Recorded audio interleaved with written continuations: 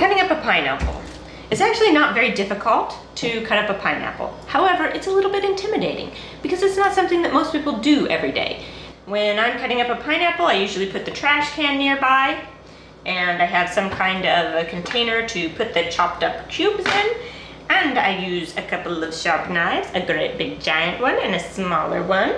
I have my cutting board, and one overly ripe pineapple because I was too nervous to make the YouTube video about it. Which is why I made this video. I put a link for it in the description if you want to go watch it after you finish watching this video. Hey friend, I'm Amy on A Lolly Life. I believe in you. Keep trying, keep pushing forward even when it's hard. You got this. And that's the end of our pep talk for now. So back to our regularly scheduled programming. They say when you're choosing a pineapple that you should look for, some yellowing and stuff, but it shouldn't be too yellow. So that having a little bit of green on it is good, and they're right.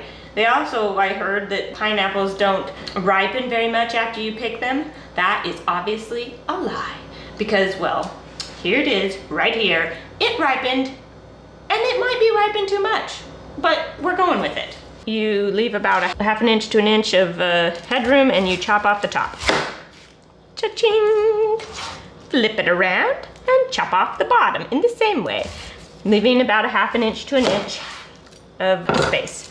And these are rubbish. If you didn't wait too long to do it and this is still green and looks pretty instead of being dried out like this one is, then you could actually use this as a display if you wanted to make it fancy and have a display. The next thing that we need to do is we need to remove this outer part that we do not want to eat. And we do that just by chopping it off. The thing I want you to see is that the pineapple has a curve to it, and so you're not going to be chopping straight down. You're going to be cutting along the curve. Now, you can see these little eyes. You want to try and cut as many of those out as possible. As you do this, these go in the rubbish. Then we're going to take our slightly smaller knife, and we're going to help trim it up. We're going to cut off any of the these are eyes, they're called eyes. We're going to trim those off.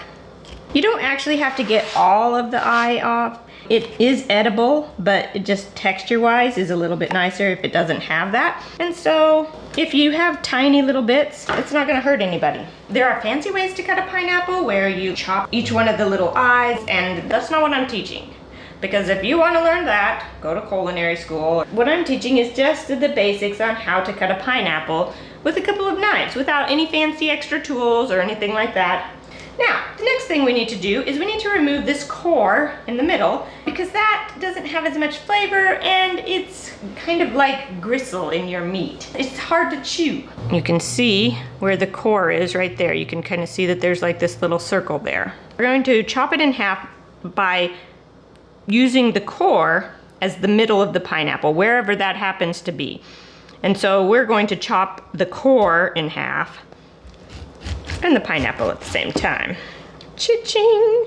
And you can now see that it has, you can kind of see the core running through the middle of the pineapple.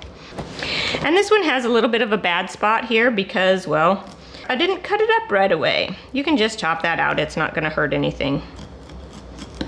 Now, we're going to cut it in half again, and again, I'm going to use the core. Half is actually somewhere right here. If I were to just cut the pineapple in half, but half of the core is like right here. I'm actually gonna cut the core in half. Now, you could just cut it in half. I will show you why I choose to cut the core in half. We will chop these in half.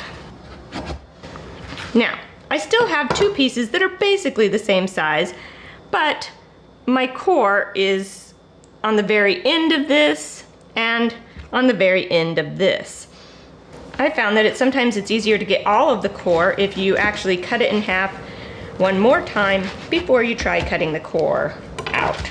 Because now I can much more easily chop out the core. This is the core part, you throw that away.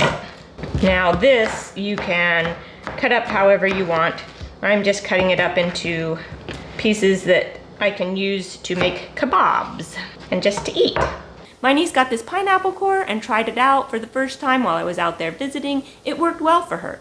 It took her a pineapple to figure it out, so the second one she cut up was way better than the first. But a learning curve when you're trying out something new is pretty normal, and she loved it. I still prefer cutting up a pineapple with a knife for a couple of reasons. One of them is because you waste less, because you can cut along the edge a little closer to the skin than you do with the pineapple core. But really the big reason is because I have no arm strength.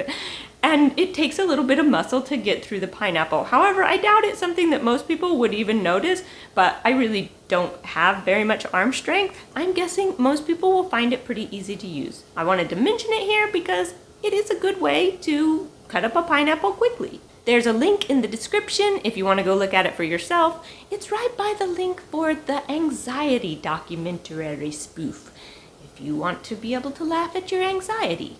I personally think that if you can laugh at your problems, they don't seem so bad. I'll see you next time on A Lolly Life.